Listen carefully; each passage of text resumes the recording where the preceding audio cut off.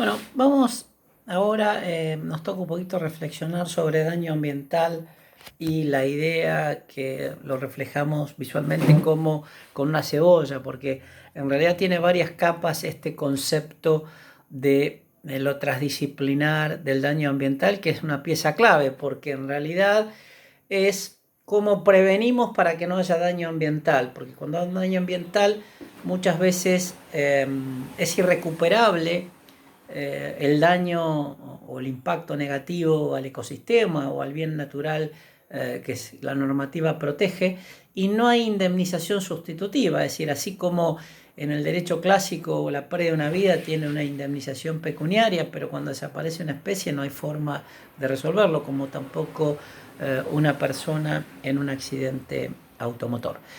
Acá lo que es interesante, lo primero como ejercicio, ustedes leen el artículo 27, donde se dicen un montón de cosas, y yo lo he experimentado en los talleres, cuando uno dice, y para acá, bueno, desagreguemos. Y en realidad, esto es lo que nosotros decíamos, ponerle la lupa al texto gramatical que se lee de corrido.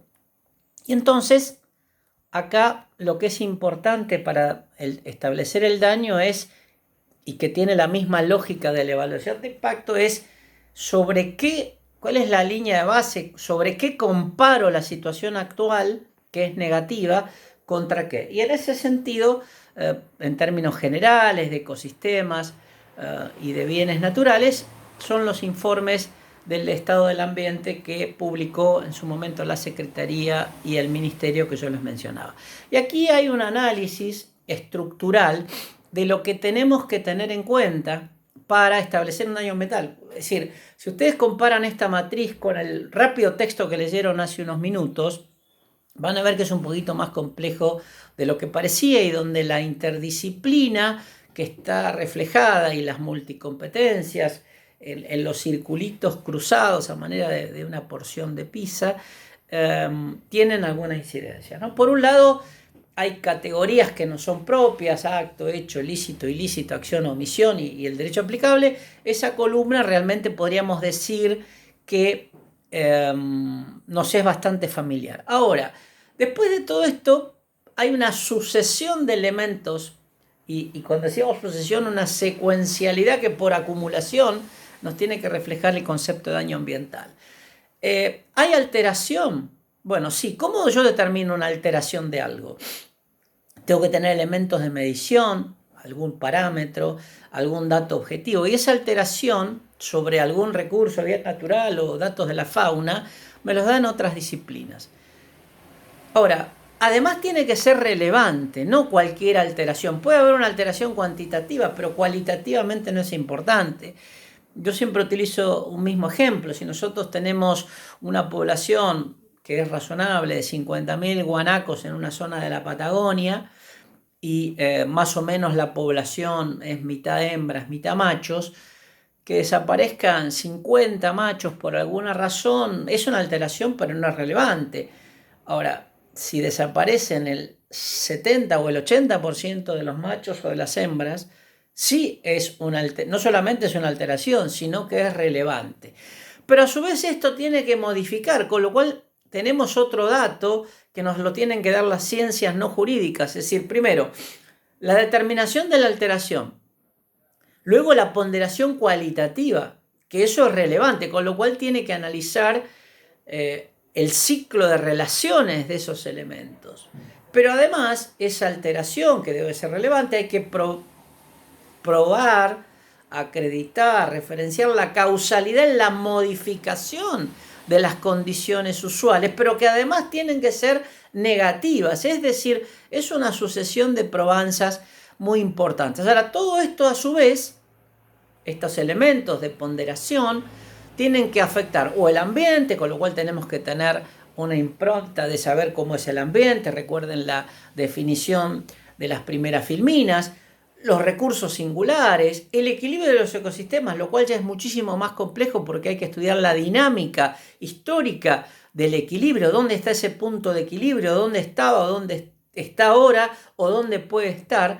Después sí ya viene la palabra bienes y derechos, que nos resultan familiares, y el tema de los valores colectivos, donde ya se introducen cuestiones antropológicas, cuestiones culturales, cuestiones metajurídicas, y si tienen incidencia colectiva, y después vienen las opciones. ¿Qué hacer si tengo interdisciplinariamente comprobado el daño ambiental? Lo cual, fíjense que todo esto es realmente, y lo hago visualmente, un trencito muy largo de cuestiones que vamos a tener que considerar, y después también el decisor tendrá que ver si recompone, y si no puede recomponer, que es la primera opción, que normalmente es casi imposible, cuáles son las alternativas, y en ese sentido empieza a jugar el derecho. Pero para la recomposición en las alternativas necesitamos el auxilio de otras ciencias, y no solamente después de esas ciencias, sino decir, bueno, la agronomía dice esto, las ciencias veterinarias dicen esto, la biología dice esto.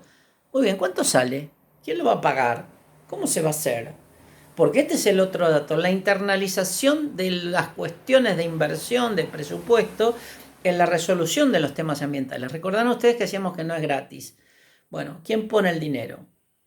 En el caso de la cuenca Matanza-Riachuelo, la Corte lo que dijo es que las jurisdicciones hagan la planificación del PISA, Plan Integral de Saneamiento, con un presupuesto alineado al cumplimiento de esa planificación.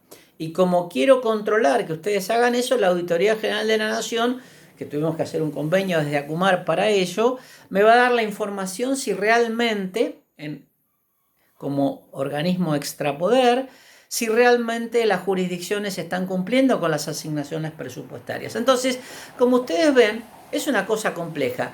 Y si además nos ponemos en la persona del juez o de la jueza, cuando uno decide qué hay que hacer a futuro, de recomposición o las alternativas de cómo resolver un daño ambiental, hay que saber proyectar esto en el futuro, con lo cual trazabilidad, visualización, secuencialidad, el orden de las cuestiones, los actores que lo van a ejecutar y cómo todo eso se va a controlar desde el juzgado, que es una práctica cultural, un nuevo paradigma que se incorpora a la lógica de la experiencia judicial en materia ambiental, porque en rigor, esto también dicho no muy científicamente, pero el juez o la jueza se transforma en un verdadero gestor público de sus propias decisiones. Es decir, ejerce una función administrativa, ya no de decir el derecho que lo escribe en su computadora. Tiene que salir al territorio. En realidad ya debe haber salido mucho antes, porque un tema ambiental sin una inspección ocular del propio juez, sin una inspección de los secretarios, sin un seguimiento personalizado de las audiencias, sin una atenta mirada, porque la ley le impone un mandato, la Ley General del Ambiente, a los jueces de cómo va a ser la prueba, qué tipo de prueba, a qué peritos va a llamar. Es decir, si el juez le pierde la conducción al proceso ambiental, armar la sentencia va a ser un rompecabezas más que complejo, y probablemente la sentencia que se dicte va a ser de difícil cumplimiento. Entonces, fíjense esta idea entonces de daño ambiental, cómo se conforma la decisión, cómo se la construye a futuro y cómo es el decisorio judicial pertinente. Y aquí volvemos también a mostrar esta idea, y asociando lo que estamos diciendo ahora con lo anterior, con imágenes que venían de antes y que tienen que ver con estas afirmaciones, y gráficos que tienen que ver con las diferencias del antes, durante y después, que tienen que ver con el daño ambiental, la cuantificación, que también es un tema realmente complejo, y el dato económico que nosotros mencionábamos.